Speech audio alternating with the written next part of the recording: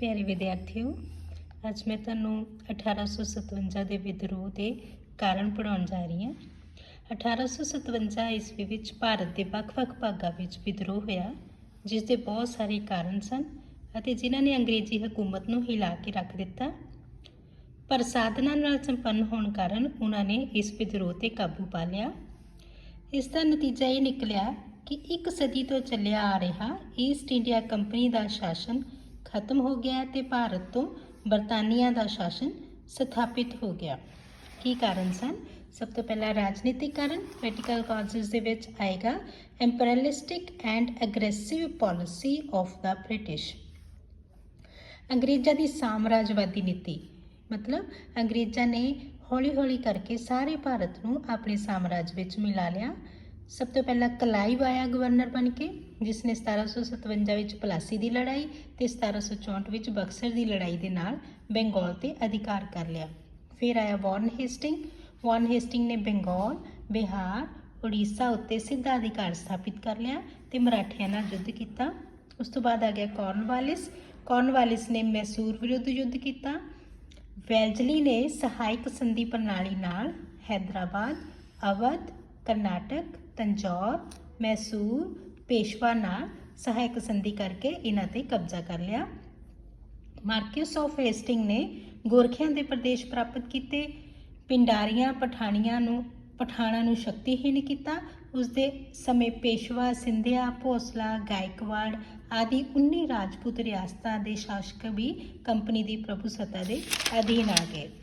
उस तो बाद आ गया एमहेरेस्ट ने बर्मा नाल विरुद्ध युद्ध किया और उसके कुछ प्रदेशों ते अधिकार कर लिया। विलियम बेंटिंग ने कुर्ग ते कशार राजा नूं ब्रिटिश साम्राज्य विच शामिल कर लिया। ऑकलैंड ने अफगानिस्तान नाल युद्ध किया। एलनबरा ने सिंध के अमीरा विरुद्ध मुहिम भेजी। हार्डिंग ने सिखा नाल युद्ध किया अते सतलुज ब्यास के विचाले सब तो उपजाऊ भारती प्रदेश ते अपना अधिकार कर लिया। वधेरे देसी रियासतां अते प्रदेशों नूं ब्रिटिश साम्राज्य विच शामिल किए जाण नाल अंग्रेजी कंपनी विरुद्ध विद्रोह दीआं भावनावां पैदा हो गईयां। अगला कारण है राजनीतिक, डलहौजीज अनस्क्रैपलस पॉलिसी ऑफ एनेक्सेशन। डलहौजी ने 1848 तो लैके 1856 तक भारत का गवर्नर जनरल रहा। उसने जायज़ अते नजायज़ ढंग नाल वध तो वध देसी रियासतां नूं हथियाउण दे लई भारती ब्रिटिश साम्राज्य च शामिल करन दी नीति अपनाई। 1848-49 विच पंजाब, 52 च पेगू, बरार, लैप्स की संधि दे नाल अनेका देसी रियासतां ते 1856 ईस्वी विच अवध आदि अनेका भारती इलाकिਆਂ ਨੂੰ ब्रिटिश साम्राज्य ਵਿੱਚ शामिल कर लिया। अगला है डॉक्ट्राइन ऑफ लैप्स का सिद्धांत ये सी कि बेऔलाद देसी रियासतां दे शासकां ਨੂੰ अपने गोद लए पुत्रां दी ब्रिटिश सरकार तो मंजूरी लैनी पैंदी सी, नहीं तां उन्हां दीआं रियासतां ਨੂੰ भारती साम्राज्य ਵਿੱਚ शामिल कर लिया जांदा सी। कि ਜਿਹੜੇ ਰਾਜਿਆਂ ਦੇ ਪੁੱਤਰ नहीं हुंदा सी ਉਹ गोद लए पुत्र ਨੂੰ अपना वारिस नहीं बना सकते सी।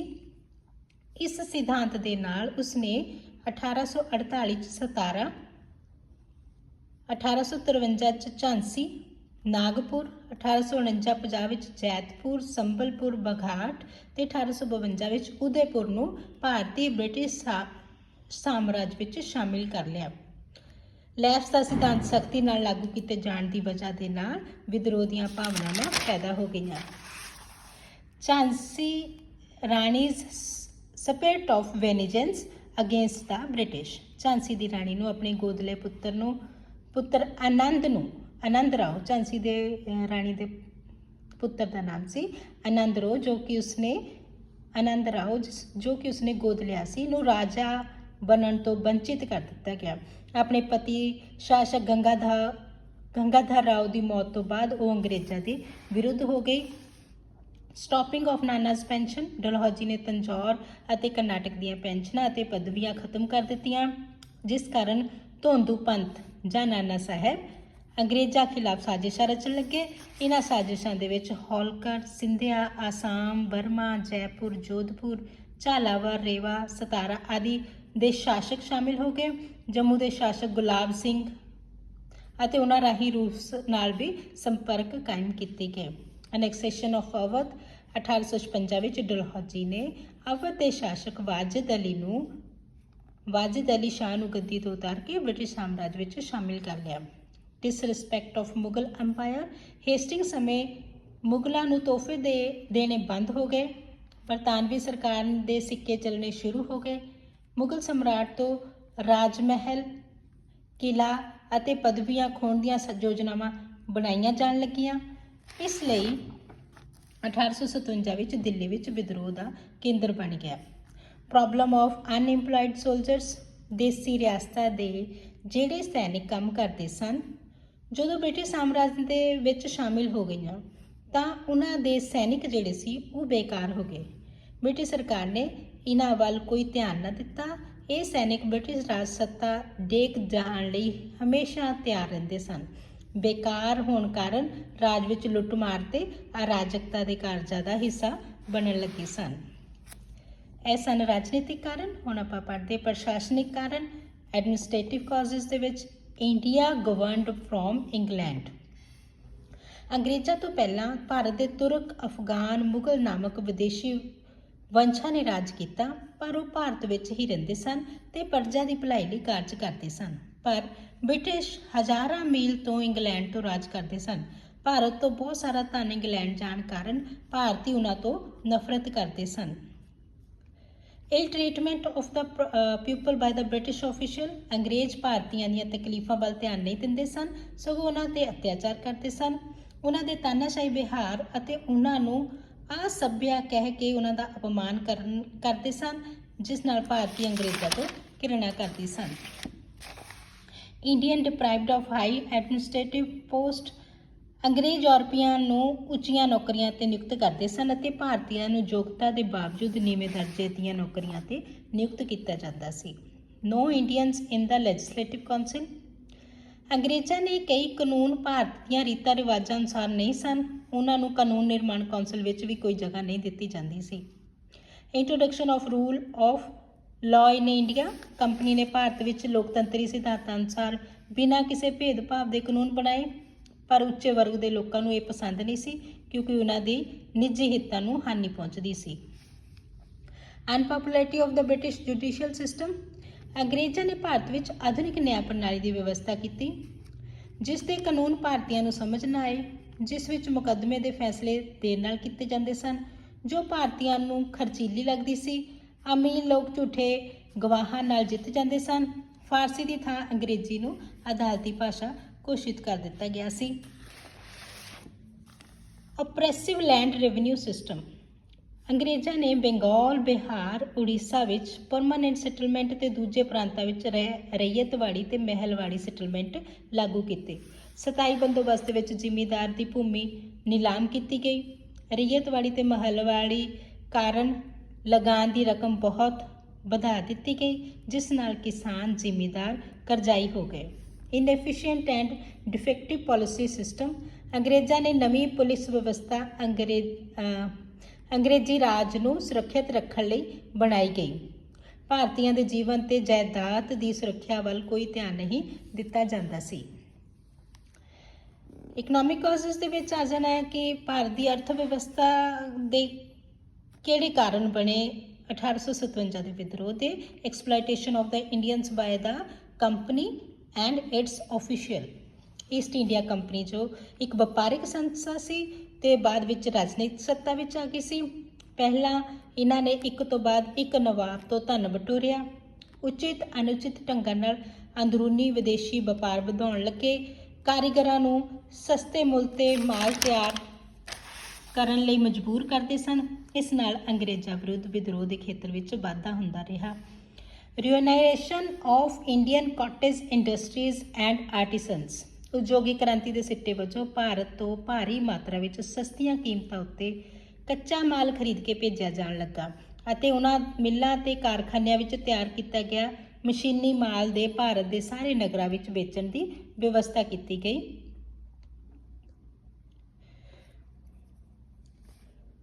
ਬ੍ਰਿਟਿਸ਼ ਸਰਕਾਰ ਨੇ ਇੰਗਲੈਂਡ ਵਿੱਚ ਭਾਰਤੀ ਹੱਥਕਰਘੇ ਉਦਯੋਗਾਂ ਦੇ ਮਾਲ ਉੱਤੇ ਭਾਰੀ ਦਰਾਮਦ ਕਰ ਲਗਾਤਾ।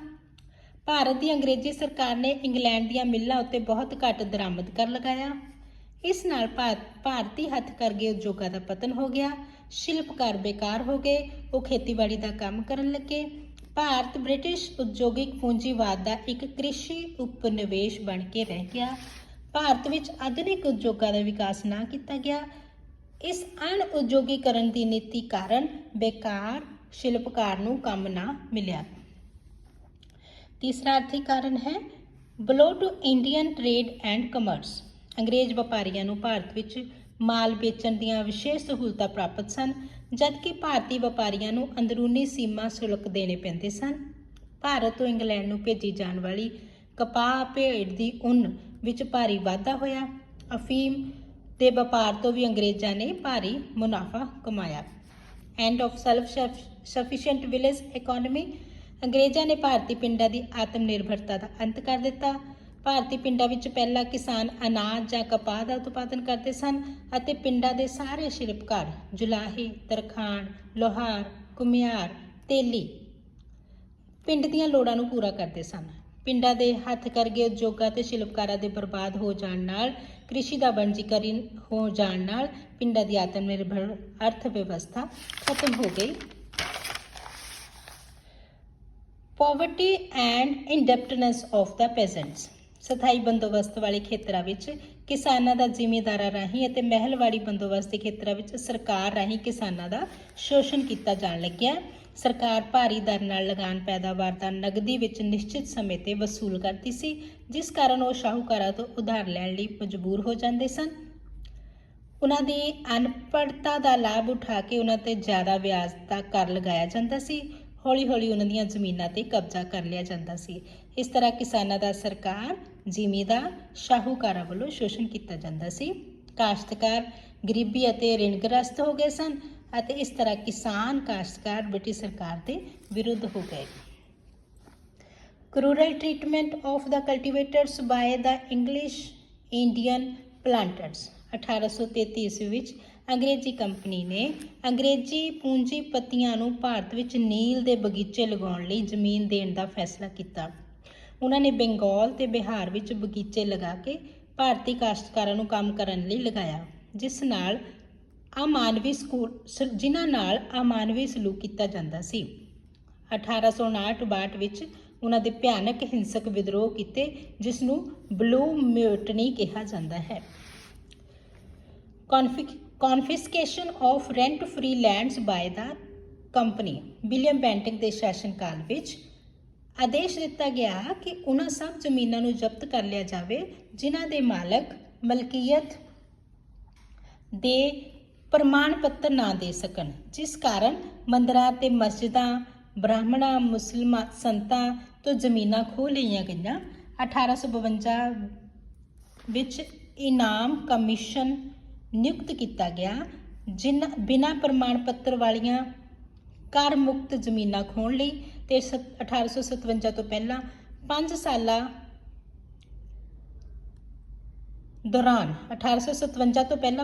ਦੌਰਾਨ 20,000 ਐਸਟੇਟ ਜ਼ਬਤ ਕਰ ਲਈਆਂ ਗਈਆਂ। ਹਜ਼ਾਰਾਂ ਧਾਰਮਿਕ ਆਗੂ, ਜ਼ਿਮੀਂਦਾਰ ਸਰਕਾਰ ਵਿਰੋਧੀ ਹੋ ਗਏ। ਅਗਲਾ ਹੈ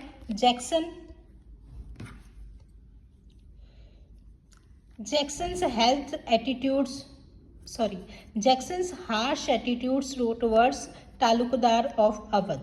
ਅਵਧ ਨੂੰ ਬ੍ਰਿਟਿਸ਼ ਸਾਮਰਾਜ ਦੇ ਸ਼ਾਮਿਲ ਕਰਨ ਤੋਂ ਬਾਅਦ ਅੱਧੇ ਪਿੰਡ ਤਾਲੁਕਦਾਰਾਂ ਤੋਂ ਖੋਹ ਲਏ ਗਏ ਤੇ ਜਿਸ ਨਾਲ ਤਾਲੁਕਦਾਰਾਂ ਨੇ ਅਵਧ ਦੇ ਵਿਦਰੋਹੀਆਂ ਦੀ ਅਗਵਾਈ ਕੀਤੀ। ਫੈਮੇਨਾਈਨਸ 19ਵੀਂ ਸਦੀ ਦੇ ਵਿੱਚ ਪਹਿਲੇ ਮੱਧ ਵਿੱਚ ਕੁੱਲ 7 ਅਕਾਲ ਪਏ। ਇਹਨਾਂ ਮੁਸੀਬਤਾਂ ਲਈ ਲੋਕਾਂ ਨੇ ਵਿਦੇਸ਼ੀ ਸ਼ਾਸਨ ਨੂੰ ਦੋਸ਼ੀ ਠਹਿਰਾਇਆ। Social and religious ਕਾਜ਼ਿਸ।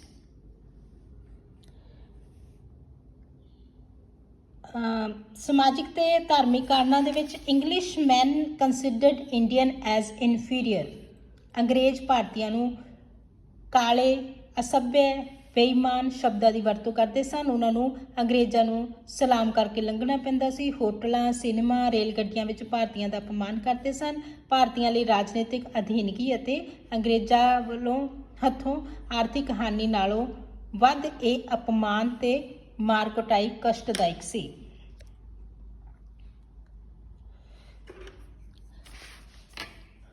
ਪ੍ਰੋਪਗੇਸ਼ਨ of ਕ੍ਰਿਸਚੈਨਿਟੀ, Bharat ਵਿੱਚ ਅੰਗਰੇਜ਼ੀ ਪਾਦਰੀ ਈਸਾਈ ਧਰਮ ਦਾ ਪ੍ਰਚਾਰ ਕਰਦੇ ਸਨ ਤੇ ਉਹਨਾਂ ਨੂੰ ਸਰਕਾਰ ਵੱਲੋਂ ਪੂਰੀ ਸਹਾਇਤਾ ਤੇ ਸਹਿਯੋਗ ਪ੍ਰਾਪਤ ਸੀ। ਭਾਰਤੀਆਂ ਨੂੰ ਲੱਗਦਾ ਸੀ ਕਿ ਉਹ ਅੰਗਰੇਜ਼ ਜਾਣਬੁੱਝ ਕੇ ਭਾਰਤੀਆਂ ਨੂੰ ਗਰੀਬ ਬਣਾ ਰਹੇ ਹਨ ਤਾਂ ਕਿ ਉਹ ਭਾਰਤ ਵਿੱਚ ਈਸਾਈ ਧਰਮ ਲਿਆ ਸਕਣ। 1850 ਦੇ ਵਿੱਚ ਡਲਹੌਜੀ ਨੇ ਇੱਕ ਕਾਨੂੰਨ ਪਾਸ ਕੀਤਾ ਜਿਸ ਅਨੁਸਾਰ ਹਿੰਦੂ ਈਸਾਈ ਧਰਮ ਅਪਣਾਉਣ ਤੋਂ ਬਾਅਦ ਵੀ ਪਿਤਰੀ ਜਾਇਦਾਦ ਦਾ ਹਿੱਸਾ ਪ੍ਰਾਪਤ ਕਰ ਸਕਦੇ ਹਨ। ਸਰਕਾਰੀ ਮੁਲਾਜ਼ਮਾਂ ਅਤੇ ਸੈਨਿਕਾਂ ਵਿੱਚ ਵੀ ਈਸਾਈ ਧਰਮ ਦਾ ਪ੍ਰਚਾਰ ਕੀਤਾ ਜਾਂਦਾ ਸੀ। ਇਸ ਕਾਰਨ ਹਿੰਦੂ ਮੁਸਲਮਾਨ ਅੰਗਰੇਜ਼ਾਂ ਵਿਰੁੱਧ ਭੜਕ ਗਏ। Spread of western education in India, 1835 ਵਿੱਚ ਭਾਰਤ ਵਿੱਚ ਅੰਗਰੇਜ਼ੀ ਭਾਸ਼ਾ ਤੇ ਪੱਛਮੀ ਸਿੱਖਿਆ ਦਾ ਪ੍ਰਸਾਰ ਕਰਨ ਸੰਬੰਧੀ ਮਹੱਤਵਪੂਰਨ ਪ੍ਰਸਤਾਵ ਪਾਸ ਹੋਏ। ਭਾਰਤੀ ਸਮਝਣ ਲੱਗੇ ਕਿ ਵਿਦੇਸ਼ੀ ਸਰਕਾਰ ਭਾਰਤੀਆਂ ਵਿੱਚ ਪੱਛਮੀ ਸਾਹਿਤ ਦਾ ਪ੍ਰਚਾਰ ਕਰਨਾ ਚਾਹੁੰਦੀ ਹੈ। ਸਕੂਲਾਂ ਵਿੱਚ ਬਾਈਬਲ ਦਾ ਗਿਆਨ ਦਿੱਤਾ ਜਾਣ ਲੱਗਿਆ। ਕੱਟੜ ਤੇ ਰੂੜੀਵਾਦੀ ਲੋਕ ਇਹ ਸਕੂਲ ਪਸੰਦ ਨਹੀਂ ਕਰਦੇ ਸਨ। ਬਿਹਾਰ ਦੇ ਲੋਕਾਂ ਨੇ ਅੰਗਰੇਜ਼ ਇੰਸਪੈਕਟਰ RB ਚੈਪਮੈਨ ਦੇ ਇੱਕ ਸਰਕੂਲਰ ਜਿਸ ਵਿੱਚ ਸਰਕਾਰੀ ਆਦੇਸ਼ ਸੀ ਕਿ ਬੱਚਿਆਂ ਨੂੰ ਸਰਕਾਰੀ ਸਕੂਲਾਂ ਵਿੱਚ ਸਿੱਖਿਆ ਪ੍ਰਾਪਤ ਕਰਨ ਲਈ ਭੇਜਿਆ ਜਾਵੇ ਦਾ ਵਿਰੋਧ ਕੀਤਾ। Violation of caste system by the British, ਅੰਗਰੇਜ਼ ਸਰਕਾਰੀ ਸਕੂਲਾਂ, ਹਸਪਤਾਲਾਂ, ਰੇਲਾਂ, ਜੇਲ੍ਹਾਂ ਵਿੱਚ ਜਾਤ ਪਾਤ ਦਾ ਭੇਦਭਾਵ ਨਹੀਂ ਰੱਖਦੇ ਸਨ ਅਤੇ ਜੋ ਕੱਟੜ ਹਿੰਦੂ ਜਾਤੀਆਂ ਨੂੰ ਮਨਜ਼ੂਰ ਨਹੀਂ ਸੀ। Violation of the Hindu religious rights and practices, ਅੰਗਰੇਜ਼ਾਂ ਰਾਹੀਂ ਮੁਸਲਮਾਨਾਂ ਦੀਆਂ ਧਾਰਮਿਕ ਰੀਤਾਂ ਰਿਵਾਜਾਂ ਜਿਵੇਂ ਮੁਹੱਰਮ ਦੇ ਮੌਕੇ ਕੱਢੇ ਜਾਂਦੇ ਜਲੂਸ, ਬੁਰਕਾ ਪਹਿਨਣ, ਦਾੜੀ ਸਿਰ ਦੇ ਵਾਲਾਂ ਨੂੰ ਮਨਵਾਉਣ ਆਦਿ ਵਿੱਚ ਦਖਲ ਅੰਦਾਜ਼ੀ ਨਾਲ ਮੁਸਲਮਾਨਾਂ ਵਿੱਚ ਬੇਚੈਨੀ ਤੇ ਅਸੰਤੁਸ਼ਟਤਾ ਫੈਲ ਗਈ।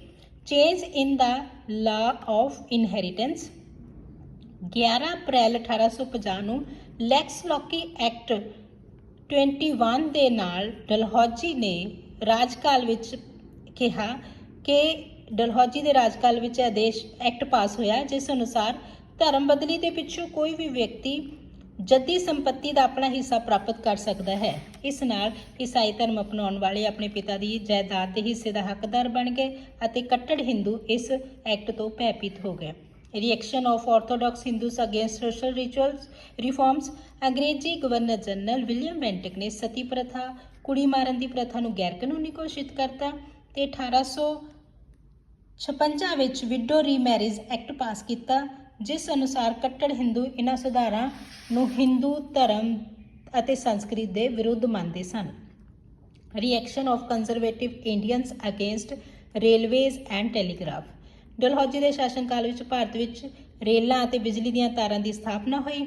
ਭਾਰਤੀਆਂ ਨੇ ਇਹਨਾਂ ਦੇ ਮਹੱਤਵ ਨੂੰ ਨਾ ਸਮਝਦੇ ਹੋਏ ਇਹਨਾਂ ਨੂੰ ਨਫ਼ਰਤ ਦੀ ਨਜ਼ਰ ਨਾਲ ਦੇਖਦੇ ਸਨ। Superstitions about change of rule after a century, ਭਾਰਤੀਆਂ ਨੂੰ ਲੱਗਦਾ ਸੀ ਕਿ 1757 ਵਿੱਚ ਜਿਹੜਾ ਪਲਾਸੀ ਦੀ ਲੜਾਈ ਦੇ ਨਤੀਜੇ ਵਜੋਂ ਭਾਰਤ ਵਿੱਚ ਬ੍ਰਿਟਿਸ਼ ਸਾਮਰਾਜ ਸਥਾਪਿਤ ਹੋਇਆ ਸੀ, ਹੁਣ 1857 ਦੇ ਵਿੱਚ 100 ਸਾਲਾਂ ਬਾਅਦ ਉਹ ਸਮਾਪਤ ਹੋ ਜਾਏਗਾ। ਇਸ ਗੱਲ ਨੇ ਵਿਦਰੋਹ ਨੂੰ ਪ੍ਰੇਰਣਾ ਦਿੱਤਾ। ਮਿਲਟਰੀ ਕਾਜ਼ਸ, ਸੈਨਿਕ ਕਾਰਨਾਂ ਦੇ ਵਿੱਚ ਆ ਗਿਆ ਸਿਪਾਹੀ ਪਾਰਟ ਆਫ ਇੰਡੀਅਨ ਸੁਸਾਇਟੀ।